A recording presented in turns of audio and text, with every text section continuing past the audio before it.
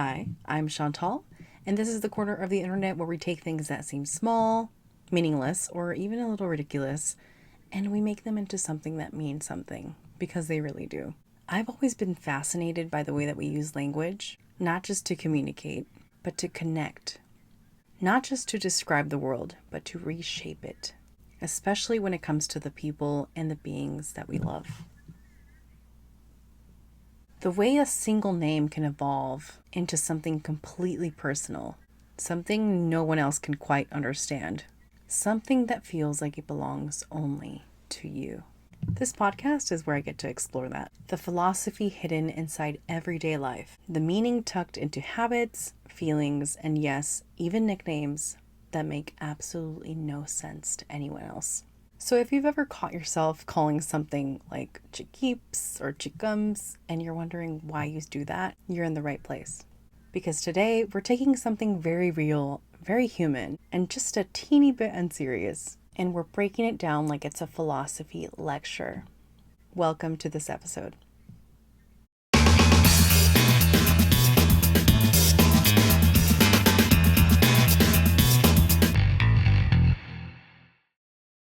Language is one of the most intimate tools humans have ever invented. Not just the big formal language of dictionaries and textbooks, but the tiny private languages we build around each other. The words that only make sense in a specific friendship, relationship, or moment in time. Linguists call the full vocabulary of a language a lexicon. But what really fascinates me is those micro lexicons that we create in our everyday lives. A lexicon isn't just a list of words, it's a map of meaning. Every word carries a tone, a memory, a mood, a relationship. And when we start inventing new words, nicknames, inside jokes, playful distortions, we're actually doing something deeply human. We're marking that person as a special.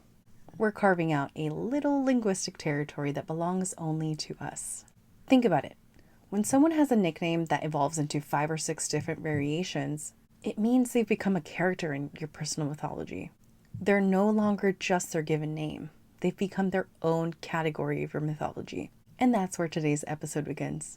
Because somewhere along the way, my dog Chiquita stopped being just Chiquita. She became Chiquimps, Chinquimps, Chickums, Chiquits, Chiqueeps, Chiquitita, an entire linguistic ecosystem of tiny dialects. Each one sounds slightly different. Each one carries a slightly different vibe. Some feel playful, some feel affectionate, some feel like a tiny cartoon character version of her. And when you look at them together, they kind of feel like they belong in their own little dictionary. So today I want to do something completely unnecessary but very fun. A philosophical breakdown of the Chiquita lexicon. We're going to analyze these names like they're ancient linguistic artifacts. We'll see what each one reveals about affection, sound symbolism, and the strange human urge to invent language just to love something a little more specifically. We're going to start out with Chiquimps. This one's a little bouncy, a little mischievous, slightly chaotic. It feels like a tiny troublemaker, which she can be. This one leans into that little imp energy, which makes her feel like a little gremlin, but in a really loving way. It's the version of her that knocks things over, and then she tries to act so innocent. Overall, Chiquimps is chaos, but loved chaos. Chiquits, on the other hand, is sharp and modern, almost stylish. Chiquits really feels like that cool alter ego she has. That little eats at the end gives her a slick and edgy feel. It's less baby talk and more attitude.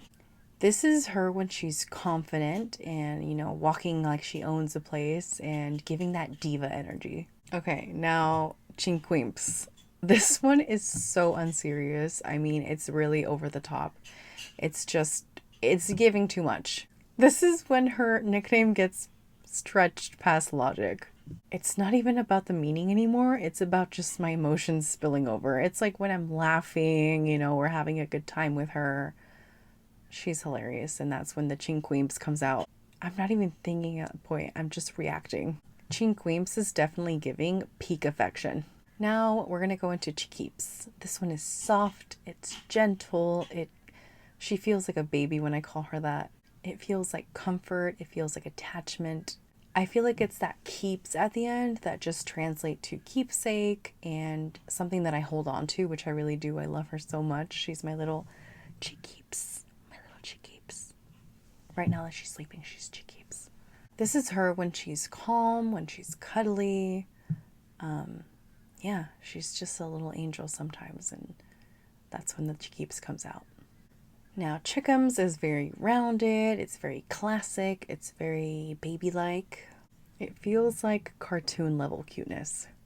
Chickums. This one feels very universal. It feels like it could exist in any era. It feels very rounded. It feels unserious but repetitive. Chickums, chickums, chickums. This is when she's being extra cute. Logic has just left the chat and I'm treating her like she's a baby because she is most of the time. Chiquitita is melodic, it's rhythmic, it's lyrical. I mean, I literally got her inspiration for her name from the song Chiquitita by ABBA.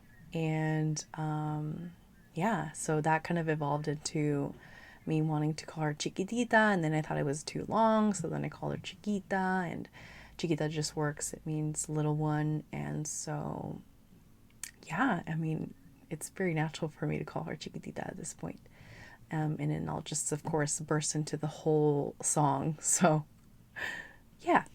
This is really when I'm feeling very sentimental, tender, and, you know, I'm holding her and I see her as this little baby that I'm holding on to. So it's very much more endearing than Chickums or any of the other names I have given her. You know, as you can see, these are not random nicknames. These are a full emotional system.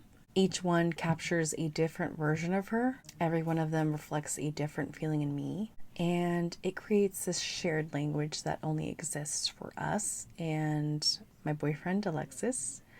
You know, he recently started calling her by some of these names that I call her, and it's really beautiful to see that stick around the people that I love. And I'm sure she can also see how that love transcends between my most close and loved ones. And so it's just the most beautiful thing to see this language be shared between the three of us. When you really think about it, this is one of the quiet miracles of being human.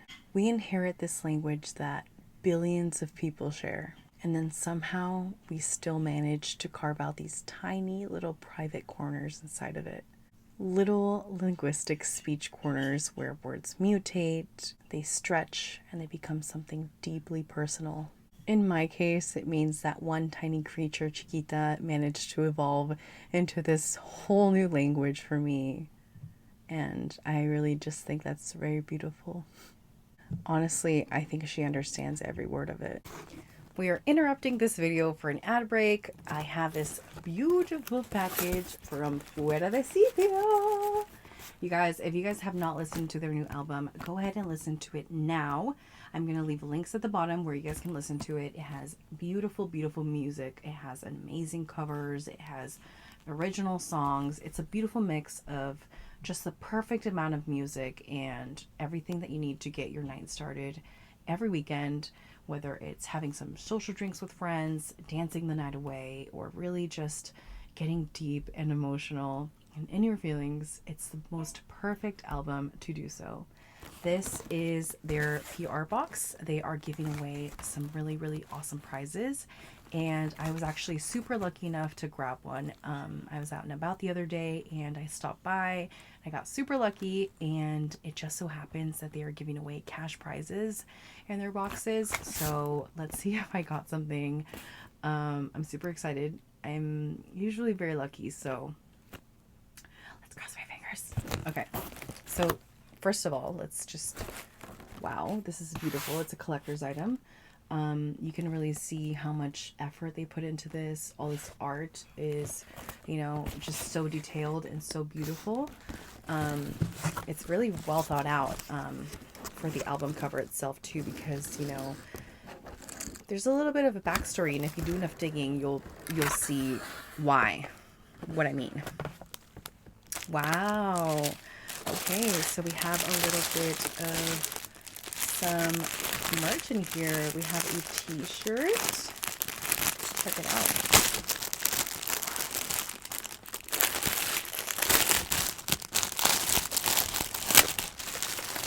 Ooh, I like the material already. It's a nice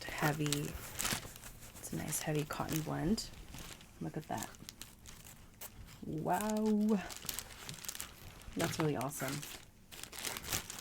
If you guys are out in LA, they do a lot of performances and presentations out there. So you guys should definitely get your hands on some gear if you guys are able to drop into their performances.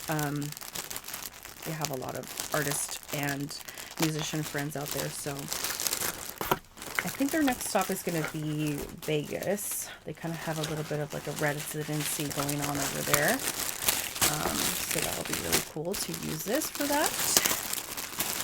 I mean, I hope so. I have a few trips in mind this year, so hopefully Vegas is also one of them.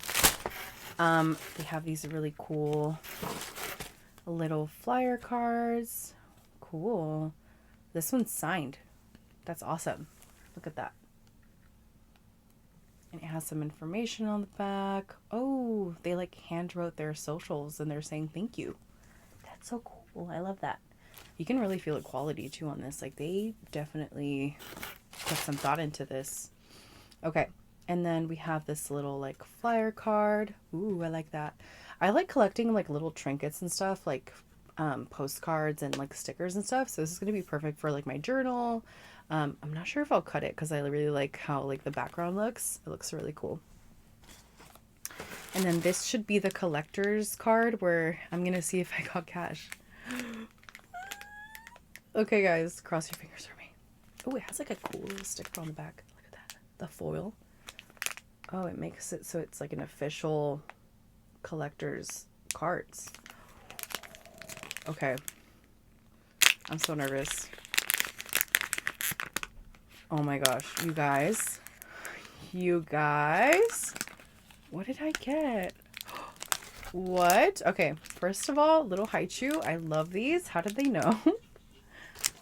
And then a guitar pick. That's so cute. I love that. I love that. I'm probably going to give that to my boyfriend because he actually does play a little bit of guitar. I actually cuss a little. Probably. You guys. Okay, this is one of the smaller prizes, but they are giving bigger prizes. Girl, you already know I'm going to use this for my Dutch bros. So yeah. I got lucky. I didn't get that lucky, but I still got lucky. $20 is a blessing. Thank you, God. Dear Lord. This is really cool. And yeah, I love getting PR. Like, it's literally the best. Like, the best feeling ever. I'm addicted to opening boxes. I'm sorry. I'm just going to be real right now. Speaking of PR, I actually have so much makeup I never showed you guys. But yeah, ad break. Over. Thank you guys so much. I'm really glad I was able to get my hands on it. And yeah. Before we wrap up today's exploration of the Chiquita Lexicon, I want to share something that relates very much to this idea of language, love, and uniqueness. When we give animals nicknames, Chiquitita, Chickums, Chiquips, we're recognizing that they're not interchangeable. They are individuals. They have personalities. They have quirks. They have their own little emotional worlds that become part of our lives. That's exactly why adoption matters so much. Right now, there are millions of dogs in shelters waiting to be seen, not as a breed, not as another trend, or not as an accessory. They want to be seen as part of a family. They want to be seen as part of a family that will eventually learn their own little name dictionary. Your local shelters are working overtime right now to help those animals find a second chance at a home. Because the truth is, you don't need this perfectly engineered dog to have a perfect companion. Some of the most loving, hilarious, and loyal animals are waiting in shelters for you right now. And the moment you bring one home, something magical happens. Their name starts to evolve. First, it's their shelter name. Then it's a nickname. Then somehow it becomes 5 nicknames, a whole theme song, and eventually a dialect that only the two of you will understand. And that's the real magic of adoption. You're not just giving an animal a home, you're starting a new language together. Thank you so much for watching this video. I really, really hope that you enjoyed it. Till next time.